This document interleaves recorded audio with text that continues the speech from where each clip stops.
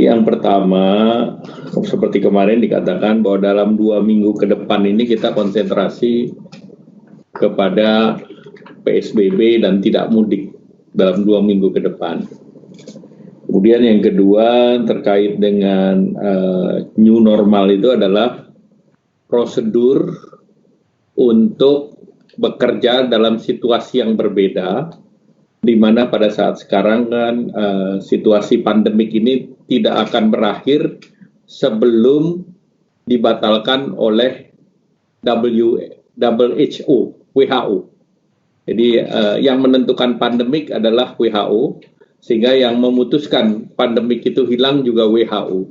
Selama pandemik itu ada, maka kita masih berada dalam situasi darurat kesehatan. Oleh karena itu, new normal itu ditentukan oleh kondisi kesehatan. Jadi itu faktor kunci dan faktor utama. Dan berdasarkan kriteria WHO, mereka ada yang mereka sebut sebagai reproduction rate ataupun kurva. Sehingga kurva itu tentu harus dilihat. Berbagai kurva sudah mengatakan bahwa sesudah akselerasi dia akan menurun, flatten. Dan bagi Indonesia flatten itu ada dua hal. Satu, penyakitnya sendiri flatten. Kedua, unemployment ataupun PHK juga flatten. Itu yang kita harus kejar. Sehingga ada batasan bahwa sektor tertentu dan daerah tertentu itu bisa dilaksanakan kegiatan yang produktif dan aman terhadap COVID. Jadi kuncinya adalah kesehatan daerah, kemudian produktif dan aman terhadap COVID.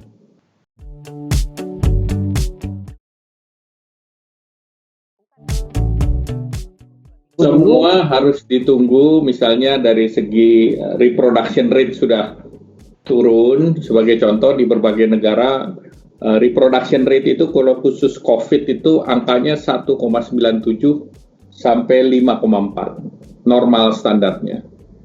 Dan mereka yang membuka adalah mereka yang reproduction rate-nya, reproduction pada waktu tertentu, R0 dan RT-nya, itu sudah di bawah 1. Dan itu untuk konsisten selama 2 minggu. Jadi kalau kondisi ini belum tercapai, maka untuk new normal ini masih belum bisa dilakukan.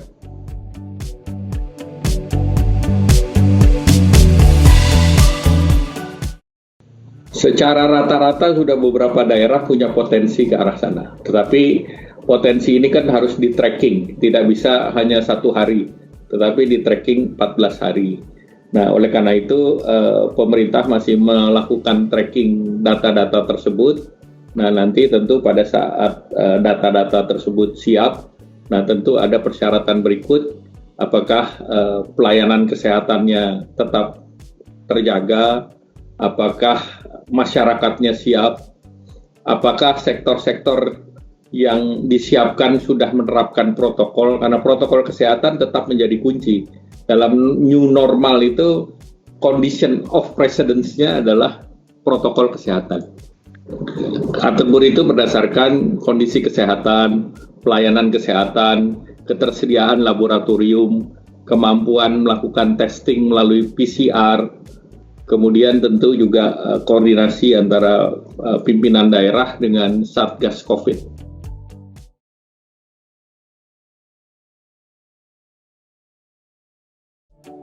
PSBB selama ada pandemik berjalan terus, karena itu bagian daripada undang-undang. Jadi dan itu yang menghapus itu adalah dari keputusan WHO. Sudah tidak ada pandemik, maka tidak ada PSBB. Karena tentu kita harus memonitor seluruhnya.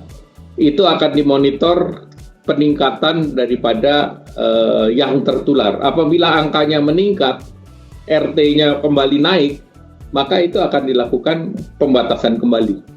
Jadi ini sesuatu yang sifatnya dinamis. Tidak ada yang dilonggarkan dari PSBB, karena PSBB itu menjadi bagian untuk mengantisipasi pandemik daripada coronavirus.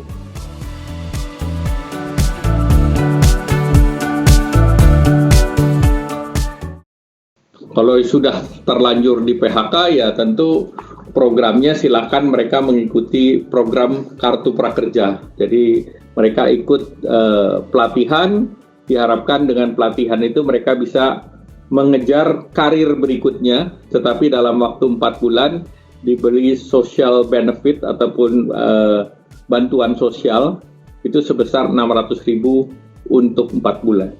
Kita sudah melakukan survei dan survei 520 penerima dan mereka mengatakan bahwa 75% merasa bahwa ini sesuai dengan minat dan bakat dan dirasakan sangat penting dan perlu.